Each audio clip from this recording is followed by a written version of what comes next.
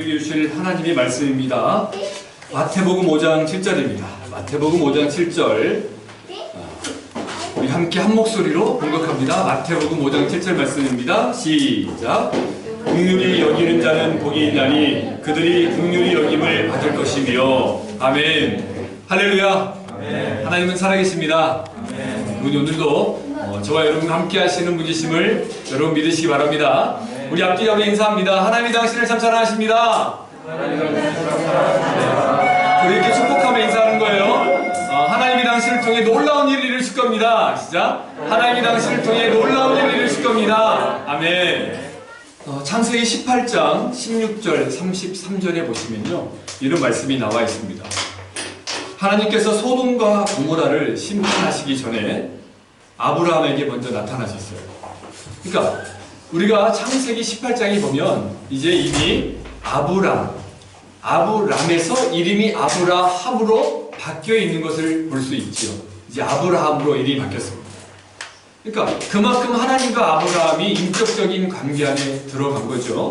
그래서 하나님께서 사랑하는 아브라함에게 소돔과 고모라가 너무 죄가 많아서 그 땅에 이제 하나님의 심판을 내리겠다라고 이야기를 해줘요. 그러니까 하나님께서 아브라함에게 이야기는 그 이야기를 듣고 이제 아브라함이 하나님께 간청을 하는 대화 내용인데요. 그때 아브라함이 하나님께 간청합니다. 하나님, 소돔과 고모라 땅에 의인 10명이 있으면 그 땅을 심판하지 말아 주십시오. 그래서 하나님께서 허락을 하세요. 그래서 의인 10명, 즉 죄를 떠나 하나님 보시기에 선한 길을 걷고 있는 10명을 찾아 10명이 있으면 그 땅의 심판을 면하겠다고 했는데 그 10명이 없어서 결국 소돔과 고모라가 멸망당하게 되는 것을 볼 수 있습니다. 사랑하는 여러분, 하나님께서는 아브라함의 간구를 들어주셨어요. 그러나 소돔과 고모라는 불심판을 받았습니다.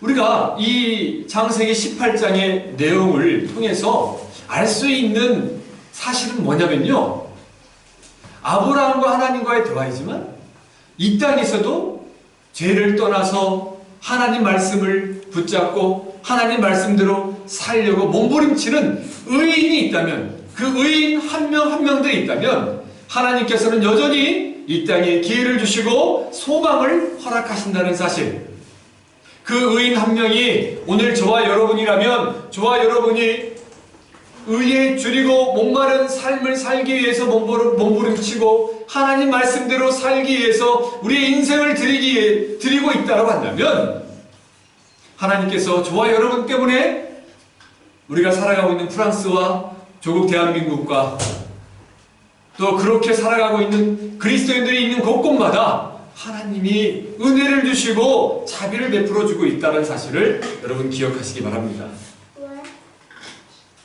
사랑하는 여러분, 이 세상은 마치 소돔과 고모라처럼 참 악해져 가고 있는 것을 볼 수 있어요. 저는 목회자로서 이렇게 된 원인은 먼저는 목회자들에게 문제가 있다고 봐요. 그리고 교회와 성도들에게 있다는 안타까운 마음을 지울 수가 없습니다.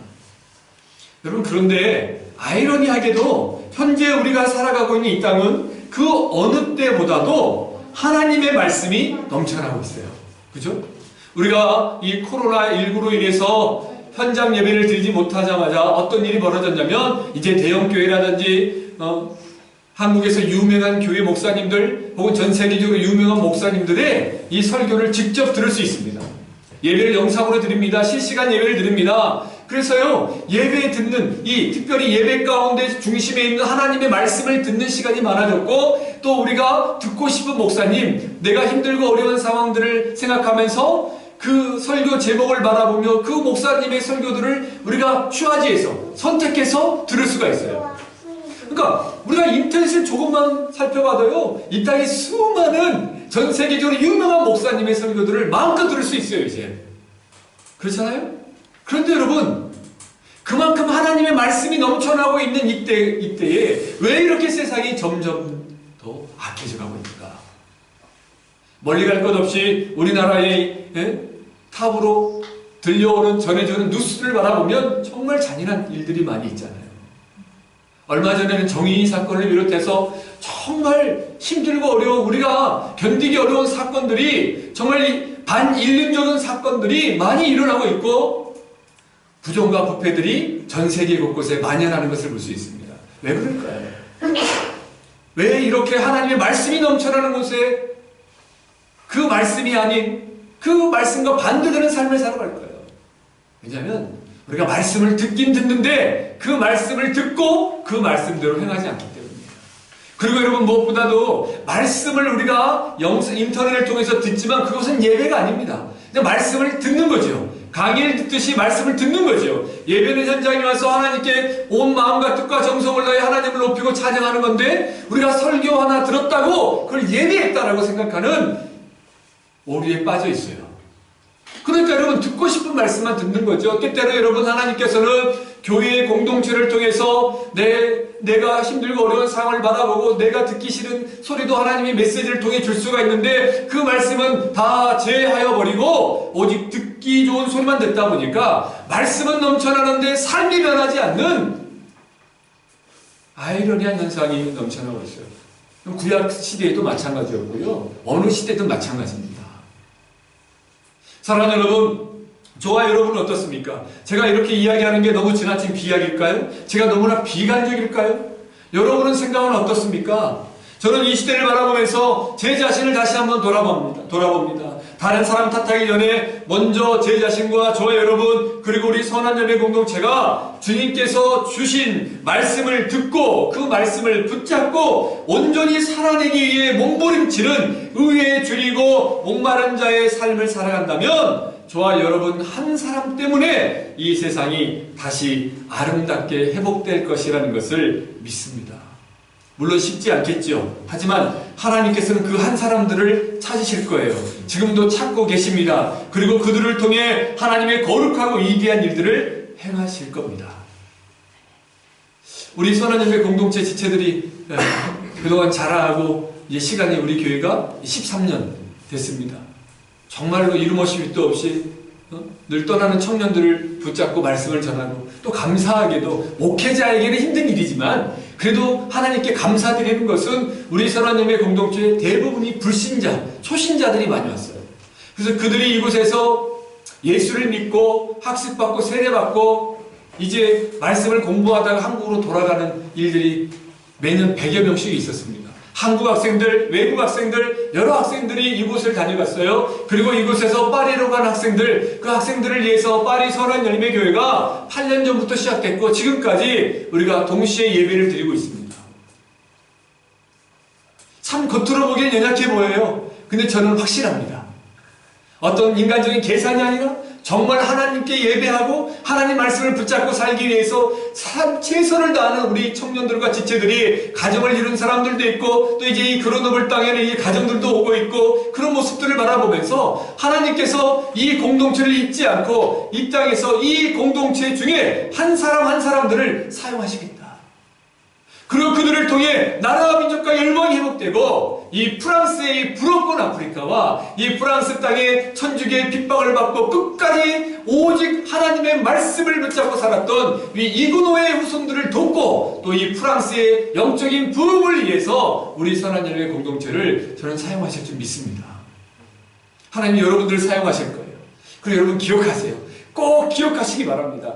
예수님이 3년 동안 목숨 걸고 다해서 가르쳤던 제자 중에 가룟 유다가 있었다라는 것을, 예수님께서도 가룟 유다를 기억하고 있었어요. 어느 곳에든지 사탄의 역사는 있습니다. 거기에 너무 집중하고 상처받지 않길 바랍니다. 오히려 저와 여러분 하나님을 바라보면서 오직 하나님께서 주신 말씀을 보면서 그 말씀으로 저와 여러분의 자신을 돌아보면 돼요. 여러분, 이 시대에 인간의 눈에 보이는 교회를 보면 상처받습니다. 그렇지 않겠습니까? 여러분들이 만약에 정 목사의 인간적인 모습을 보면 상처받습니다. 누구든 마찬가지 아니겠습니까? 우리가 몸부림치죠. 천국 가는 그날까지 끊임없이 성장하는 거예요. 예수의 향기를 드러내게 성장하는 거예요. 그러나 우리가 하나님의 말씀 안에서 나를 먼저 돌아보고 다른 사람을 판단해야지, 다른 사람 판단 먼저 하고 나를 돌아보지 않는다면 그 공동체에는 소망이 없지 않겠어요? 사랑하는 여러분, 우리가 지난주까지 팔복의 네 가지의 이 복을 살펴봤습니다. 잘 생각해 보세요. 먼저 여러분, 심령이 가난한 자 복이 있다. 마음이 가난한 자가 하나님께 나오겠죠. 내 자존심 내려놓는 거잖아요. 여러분 정말 심령이 가난해 봤습니까? 처절하게 비참한 자리에 가봤습니까? 그러면 악이 맞춰서 세상에 대한 불만과 그것이 아니라 하나님이 없으면 도저히 살 수 없습니다. 하나님 저는 무능합니다. 저는 연약합니다. 라고 저와 여러분이 갖고 있었던 그 자존심까지 다 내려놓고 하나님께 도움의 손길을 구해보셨습니까? 그 사람이 복이 있대요. 그리고 여러분 애통하는 자예요. 이 시대를 바라보고 내 자신을 바라보고 내 주변을 바라보면서 애통하는 거예요. 그 사람의 복이 있죠. 그리고 온유한 자가 복이 있습니다. 그리고 의에 줄이고 목마른 자가 복이 있다고 그랬습니다. 이 관계를 통해서 먼저 하나님과의 관계가 더 깊어지고 풍성해지는 거예요. 먼저 하나님이 주신 은혜를 바라보면서 이 땅을 살아갈 수 있는 힘과 능력이 생기는 거예요. 그리고 하나님이 이제 우리가 다섯 번째로 살펴볼 오늘 말씀, 긍휼히 여기는 자에 대해서 이야기합니다. 긍휼히 여기는 자. 그래서 이제 하나님과 만나고 교제하면서 그 자리에 머물러 있지 말고 세상으로, 이웃으로, 현장으로 들어가는 거예요. 저도 한국에 있을 때 교회 부흥도 시켜봤고 또 교회가 구교자였지만 교회가 꽤 컸어요. 뭐 몇만 명은 아니었지만 몇천 명 교회들. 그래서 사역도 하고 섬기고 훈련을 잘 받고 행복했어요. 근데 제가 늘 답답했던 게 뭐냐면요. 여러분 잘 봐보세요 한번. 비난하는 게 아니에요. 우리가 뭔가 돌아봐야 잘 봐보세요. 늘 교회하는 교회만. 교회. 그러니까 교회 식구들끼리 너무 좋아. 그렇잖아요. 왜 교회 식구들끼리 너무너무 행복해요. 근데 그분들이 교회 딱 밖에 가면요. 대화가 단절돼요. 교회 용어와 세상 용어가 달라. 그렇지 않습니까? 그렇잖아요. 그러다 보니까 세상을 변화시키는 힘이 어떤 느낌이냐면 사탄이 한국교회를 향해서 내가 너희 부흥하고 교회 크고 성전 마음껏 지어. 너희 재밌어. 그러나 교회 안에서만 있어라. 교회 밖으로 나오지 말아라. 라고 이야기하는 겁니다. 그게 축복이 아니라 유혹이었다는 사실을 기억하세요. 여러분 우리가 하나님 말씀을 듣고 배우면 세상으로 나아가야 돼요. 주께서 우리를 세상으로 부르셨잖아요. 먼저 주님이 세상에서 우리를 부르셨습니다. 그게 콜링이라고 그랬죠. 그리고 우리를 다시 교회에서 세상 밖으로 내보내죠. 부르는 거예요. 그게 사명이에요. 미션이에요. 그러니까 성도는 교회 안에만 있는 것이 아니라 여러분 세상에 살아가잖아요. 세상에서 진짜 그리스도인처럼 사는가? 그래서 다 목회자가 되고 선교사가 되라는 거 아닙니다. 여러분의 삶의 현장에서 작은 사랑 하나를 실천하는 거예요. 실패하겠죠. 넘어지겠죠. 무너지겠죠. 또 멀리 갈 곳 없습니다. 부부관계 또 부모와 자녀관계 속에서도 여러분 갈등이 있지 않습니까? 그때 좀 져주자 이거예요. 좀 양보하냐 이거예요. 우리가 하나님께 기도하면서 눈꽃만큼도 손해보려고 하지 않는 그 모습이 있다면 그걸 돌아보고 내려놓는 거예요. 우리가 여러분 이런 상황들을 코로나 이 시대에 우리가 탁 느끼잖아요. 그렇지 않습니까? 마스크부터 시작해가지고 위기 때 혹시 누군가 확진되면 막 다 놀라고 염려되고 그렇지 않습니까? 그게 그러면서 우리가 내색은 안 하고 말은 안 하지만 우리 안에 그 두려움이 있지 않습니까? 그게 우리의 연약함이고 우리의 현실이에요. 인정을 하셔야 됩니다. 그리고 그 마음을 가지고 가서 하나님 다시 시작합니다. 하나님 불쌍하게 여겨주세요. 사랑하는 여러분, 오늘 또 저와 여러분은 주님의 말씀을 듣습니다. 사람의 말씀을 듣는 거 아니에요. 정목사의 말을 듣는 거 아니에요. 주님의 말씀을 듣습니다. 천국 복음을 들고 천국을 향해 걸어가고 있는 저와 여러분에게 이 땅의 참된 복, 진짜 복은 무엇인지 말씀하고 있어요. 여러분 이 현장을 한번 상상해 보세요. 지금 주님께 이 팔복을 듣고 산상수훈 팔복을 들으러 온 사람들은 이 청중들이 누구예요? 예수님이 지금 메시지를 전하죠. 말씀하시죠. 청중들이 누구예요? 적어도 제자들과 그리고 예수님의 말씀을 들으려고 온 사람들이에요. 요즘으로 치면 그래도 믿음이 있는 사람, 소위 교회 다니는 사람, 성도들이라고 할 수도 있어요. 그죠?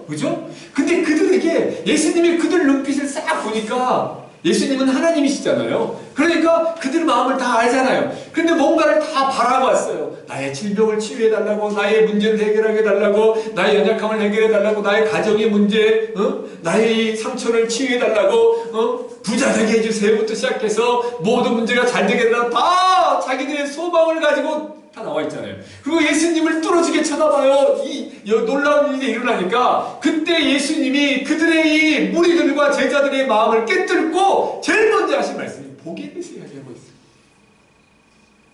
본문을 잘 보세요. 복에 대해서 이야기하고 이유가 뭘까? 근데 우리가 생각하는 복을 이야기하지 않아요.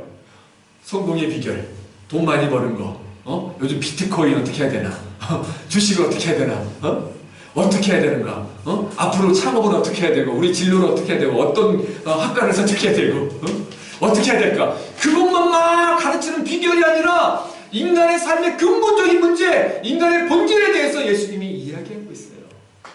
진짜 복이 무엇인가? 그래서 천국을 이야기해요. 그래서 우리가 천국을 향하는 걸음이라고 지금 말씀을 살펴보고 있는 거예요. 우리 인생은 천국을 향해 걸어가고 있습니다. 좀 더 직설적으로 이야기하면 우리는 죽습니다. 우리는 어제보다 오늘보다 내일 죽음을 향해 한 걸음 더 다가가고 있어요. 그죠?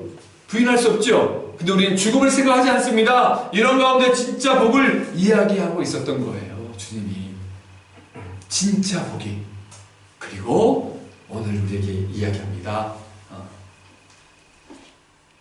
다시 한번 우리 마태복음 5장 7절 말씀을 읽습니다. 시작. 긍휼히 여기는 자는 복이 있나니 그들이 긍휼히 여김을 받을 것이며. 아멘. 사랑하는 여러분, 주님은 아브라함에게 약속했던 것처럼 창세기 12장 2절에 기록된 것처럼 저와 여러분들에게 복, 즉 축복의 통로가 되는 삶을 살아가라고 말씀하시고 되게 하겠다라고 이야기하시며 그렇게 그런 복된 삶을 너희에게 허락했다라고 약속해 주셨어요. 근데 그런 길을 걸어가는 저와 여러분들에게 주님이 오늘 다시 한번 이야기합니다. 긍휼히 여기는 자가 되라. 자, 이 긍휼히 여기는 자, 주께서 우리에게 말씀하시는 이 5장 7절, 마태복음 5장 7절에 담긴 의미가 무엇인가? 한번 여러분 따라서 해볼까요? 세상을 향해 긍휼을 행하는 자가 되라. 아멘. 이거예요. 오늘 본문을 잘 보세요. 여기 보면 긍휼히 여기는 자가 복이 있대요.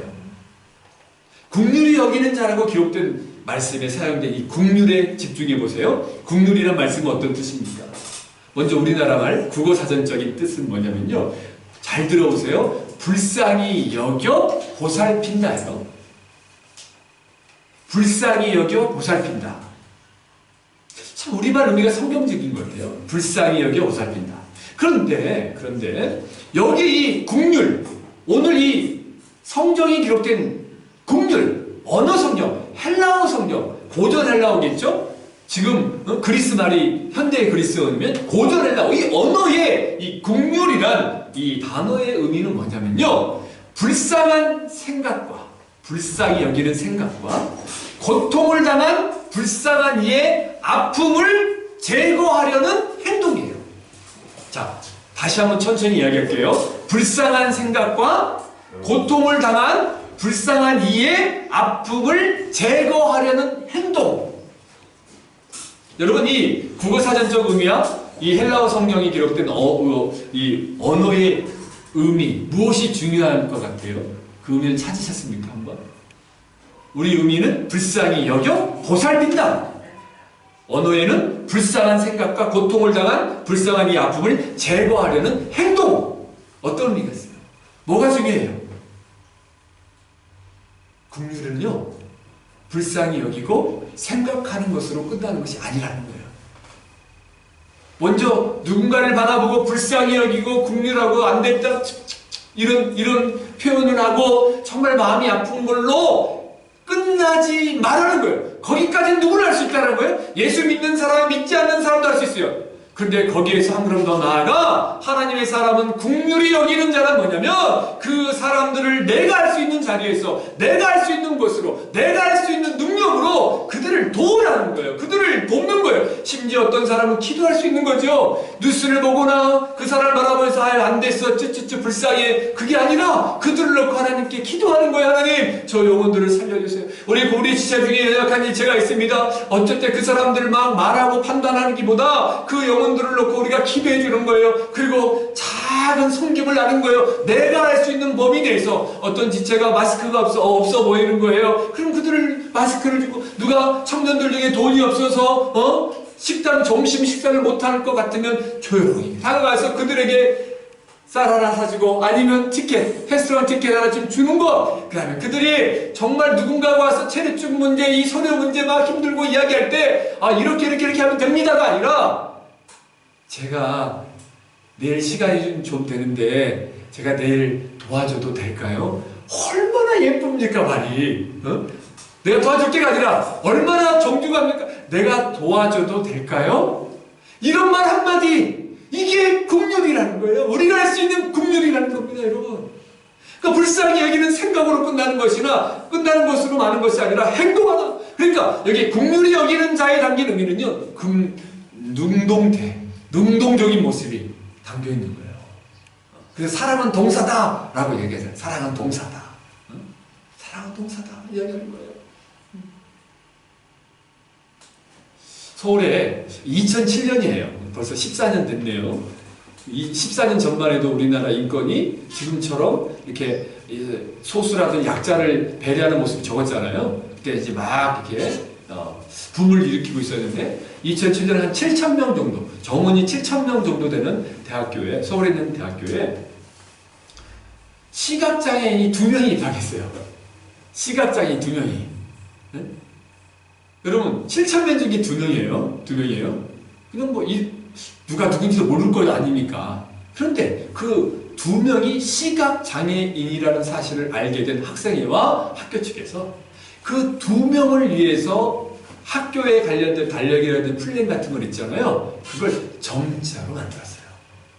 그래서 그들을 위해서 출판해서 줬습니다. 이게 국률이에요. 우리가 할 수 있는 선이에요. 사랑하는 여러분, 주님께서 우리에게 이야기합니다. 국률이 여기는 자가 복이 있다. 너희도 국률이 여기는 자가 되라. 그런데 이 국률이 여기는 자가 되라는 것은 세상을 향해 국률을 행하는 자가 되라. 여기는 것으로만 끝나지 말고 행동하는 자가 되라. 라고 이야기하는 거예요. 그러므로 오늘 우리 주님께서는 하나님과 깊은 관계 안에서 그분이 주신 사랑과 이루를 먼저 경험한 하나님의 자녀들이라면 이제 그 첫걸음을 세상에 나아가 세상의 불의로 인해 힘들고 어려운 일들을 겪고 있는 이들에게 다가가는 거예요. 여러분, 특별히 우리 직장 생활 하시는 분, 회사 다니는 사람 있잖아요. 우리 이제 프랑스 자매가 2분이 지금 여기 있어요. 우리 리자, 마틸다.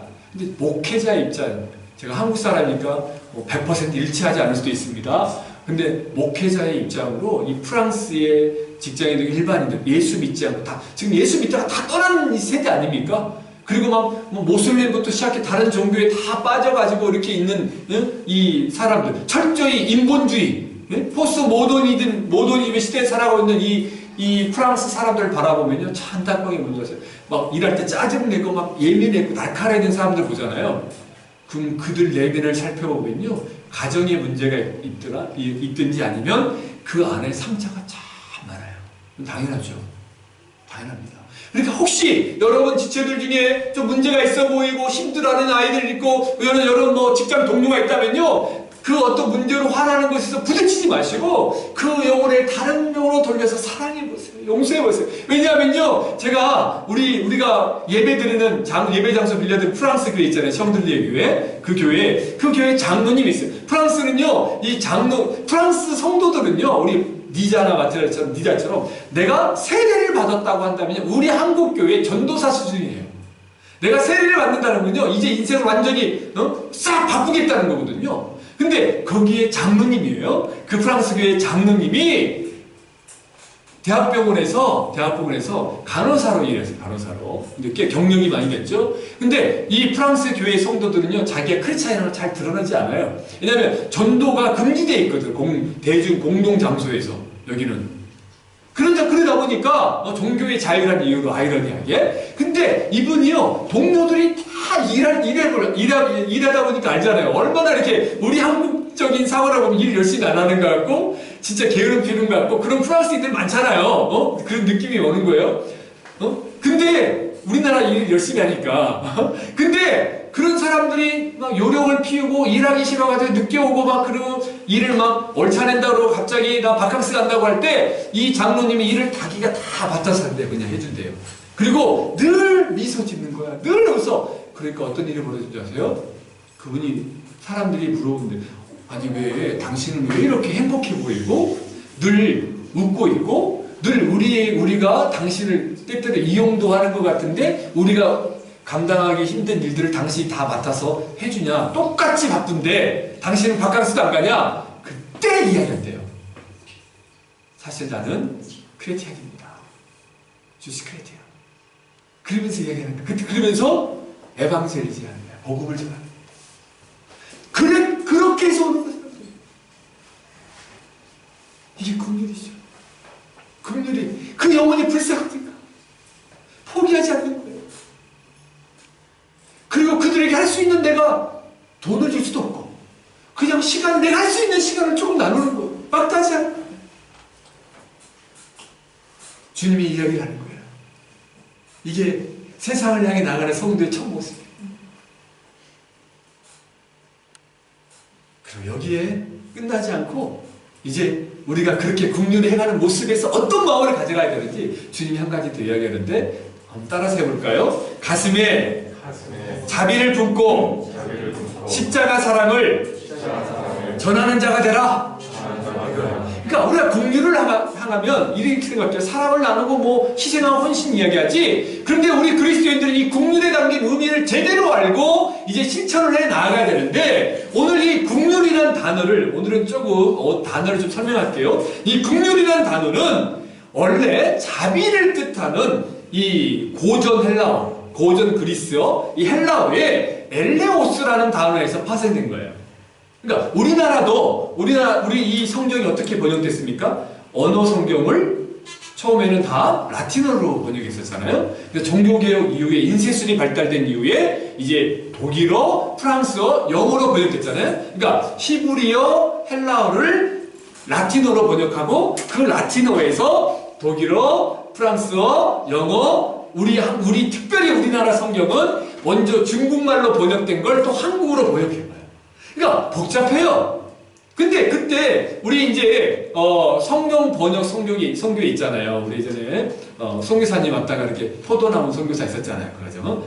그래서 지금 난리 가서 오지 가서 지금 부족들 많은 성경 번역하고 있는데요. 근데 가장 힘들었던 게 뭐냐면 번역을 어떤 단어를 어떻게 할까 하거든요. 근데 여기 긍휼이라는 단어가 대부분 다 이 히브리어에서 이제 그 당시 초대교회 성도들이 그리스어로 헬라어로 번역할 때 어떻게 번역할까? 긍휼이라는 단어를 번역할 때 이 자비를 나타내는 엘레오스로 번역했는데 이 엘레오스라는 단어로 번역할 때 우리가 잘 아는 헤세드, 사랑, 그리고 동정, 라함임이라는 단어가 있어요. 헤세드의 이 사랑과 이 동정이라는 단어를 번역할 때 동일하게 엘레오스라는 단어로 했다는 거예요. 그러니까 이 신약 시대의 초대교회 성도들이 엘레오스, 긍휼, 그 안에 자비라고 번역하고 읽고 이야기할 때는 그 안에 인간을 향한 하나님의 헤세드의 사랑, 자비와 인자, 긍휼과 온유하심이 포함된 그 헤세드의 사랑 플러스 동정, 사람을 향한 동정, 이게 하나님 편이에요. 하나님이 인간을 향한 사랑과 긍휼과 자비와 온유와 이 동정 불쌍히 여김에 대한 단어로 번역합니다. 그러니까 여기 지금 주님이 긍휼히 여기는 자라는 말에는 이 의미가 지금 담겨 있는 거예요. 자, 그러면 여러분 봐보세요. 여러분 이걸 한 번에 이루신 게 있잖아요. 이게 뭐예요? 하나님이 인간을 바라보고 그들의 죄로 인해 죽어가는 인생을 불쌍히 여겨서 이 죄의 문제를 해결하기 위해서 하나님이 친히 인간의 모습으로 이 땅에 오셨잖아요. 그분 어떻게 했어요? 그분이 예수님이시죠? 그 예수님이 인간의 모든 죄를, 세상의 모든 죄를 짊어지고 어떻게 했다? 십자가를 지셨다.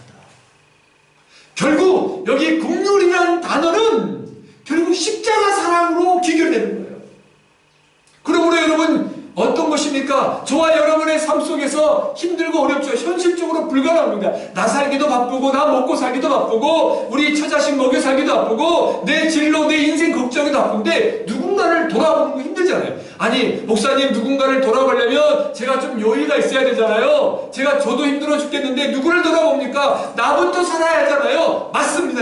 맞아요. 그런데 주님은 그 가운데 모든 사람이 똑같이 갈 때 한 번 더 긍휼을 생각해라. 십자가 사랑을 생각해라. 손해봐라.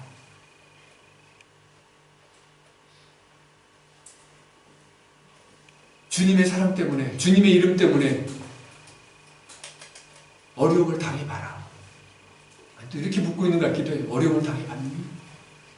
주님 때문에 손해받아봤니? 예수 믿는다는 이유로 어려움을 당해봤니? 불이익을 당해봤니? 근데 그때 하나님이 갚아주신다는 거예요. 하나님이 갚아주신다는 거예요. 사랑하는 여러분, 하나님은 저와 여러분에게 이렇게 먼저 긍휼의 하나님으로 찾아오셨어요. 헤세드의 하나님으로, 라함임의 하나님으로 이렇게 우리 찾아오셨다는 것을 기억하시기 바랍니다. 그래서 오늘 저와 여러분 이 자리에 있는 거예요. 유대인의 어린이들을 교육할 때 탈무드라는 책이 있잖아요. 또 그리고 이제 우화집들이 많아요. 그죠? 우리 아랍 쪽에는 천일의 아집이 있잖아요. 그죠? 그러니까 이 유대인들에게도 어린아이들에게 우화집을 통해서 가르치는데, 그러니까 거기에 이런 내용이 있어요. 한 내용을 소개하면, 한 이야기를, 스토리를 소개하면요, 하나님이 천지를 창조하시기 전에 천사를 먼저 창조하셨다고. 그래서 천사를 먼저 창조하셔서 이제 천사들에게 하나님이 상의를 해요. 내가 나의 형상으로, 우리의 형상으로 사람을, 인간을 창조해서 이 천지 만물을 다스리고 잘 야육할 수 있게 맡기려고 하는데 어떻게 했냐라고 천사들에게 지금 묻고 있는 내용을 이야기합니다. 먼저 하나님이 의의 천사에게 묻습니다. 의의 천사, 내가 이렇게 천지를 창조하고 이게 인간을 만들어서 인간에게 천지를 다스리게 하려고 하는데 의의 천사는 어떻게 생각해? 의의 천사가 여호와 하나님이시여, 절대 안 됩니다. 인간을 하나님이 창조하시면 이 아름다운 세상을 다 더럽힐 겁니다. 아, 그래? 그래서 하나님이 거룩의 천사에게 물어봤어요. 거룩의 천사가 뭐라고 하는지 아세요? 여호와시여, 절대 안 됩니다. 인간을 창조하시면 그들이 이 세상을 더럽힌 것으로 끝나는 것이 아니라 완전히 다 무법천지가 만들고 불의로 가득하게 다 만들 겁니다. 그래서 하나님이 이제는 빛의 천사에게 물어봤어요. 빛의 천사, 그대의 생각은 어떤가? 여호와 하나님, 저도 당연히 안 됩니다. 절대 인간을 지으시면 안 됩니다. 아니, 인간에게 그것도 하나님의 형상으로 자유의지를 주시다니요. 인간에게 하나님과 조금 부족한, 아니 어떻게 보면 우리 천사보다 더 탁월한 능력들을 주시다니요. 하나님 같잖아요. 그건 절대 있을 수 없습니다. 만약에 이 세상에 인간이 창조되고 인간이 이 땅에 있으면 이 빛은 다 어둠으로 사라질 겁니다. 그리고 마지막에 하나님이 긍휼의 천사에게 동일하게 묻습니다. 그때 긍휼의 천사가 이렇게 이야기해요. 하나님, 인간을 창조하셔야 됩니다. 하나님의 형상으로 지은 인간을 창조하시고 하나님이 자유의지를 주시고 그들이 이 세상을 다스릴 때 물론 그들이 교만하여 무너져서 세상을 불의하게 만들고 더럽게 만들고 어둡게 만들 수 있겠지요. 그러나 그럼에도 불구하고 하나님, 제가 그들을 긍휼히 여겨서 끝까지 하나님께 돌아오고 하나님 사랑을 알고 하나님 사랑을 전하는 이들로 끝까지 돕겠습니다. 여러분, 주님의 마음이 어떤 것이겠어요? 긍휼히 여기는 자가 긍휼히 여김을 받는다. 이게 긍휼이에요. 오늘 그 긍휼 때문에 저와 여러분이 이 자리에 있다는 사실을 기억하시기 바랍니다. 그러므로 사랑하는 여러분, 이번 한 주 이 땅을 살아갈 때 저와 여러분의 삶 속에서 늘 십자가 사랑을 기억하세요. 먼저 받은 십자가 사랑으로 누군가를, 또 다른 누군가를 우리도 그렇게 사랑하시기 바랍니다. 그건 각자의 삶 속에서 다 적용하기가 다를 거예요. 제가 간단하게 이야기했지만 여러분에게 적용할 점은 무엇입니까? 먼저 여러분, 결혼하신 분들은 부부간의 그 긍휼을 베푸시기 바랍니다. 십자가 사랑을 기억하시기 바랍니다. 내가 당신을 만나가지고 이렇게 고생했어. 내가 당신보다 훌륭한 좀 남편을 만났으면, 당신보다 좀 좋은 아내를 만났으면, 여기 비참한 쌍방 아닙니까? 그렇잖아요. 그렇습니까? 쌍방이에요, 쌍방. 내가 학교에서 우리 좋은 선생님 누구 내 친구가 아니라 정말 그들에게 먼저 다가가서 십자가 사랑을 전하고 희생의 사랑을 전하려고 여러분의 삶 속에서 할 수 있는 것을 생각해 보면서 그렇게 하십시오. 제가 예전에 이야기한 것 같은데 이야기 하나만 마치도록 할게요. 예전에 이야기한 것 같아요. 제가 전도사 때 분당에서 사역했어요. 그때 좀 꽤 유명한 사립고등학교에 선생님이 계셨어요. 교무과장. 근데 그 집사님이 안수 집사님이셨는데 아이들이 다 2명의 아이가 다 장애를 갖고 태어났어요. 너무 힘들었어요. 너무 힘들어 하시더라고요. 근데 셋째를 가졌어요. 그래서 여러분 임신하면 장애 그 테스트 하잖아요. 테스트 했는데요. 그 셋째가 누가 봐도 딱 신체적인 또 장애를 갖고 태어난 거야. 그러니까 뱃속에 있는 거야. 고민이 돼 안 돼요. 여러분한테 어떻게 했습니까? 어떻게 했어요? 낳겠습니까? 어떻게 하겠습니까? 아마 말을 안 해도 그 가족을 위해서라도 또 어떤 생각을 할 거예요. 기도했어요. 온 교회가 기도했어요. 근데 그분이 간증을 한 적이 있었어요. 결국 낳습니다.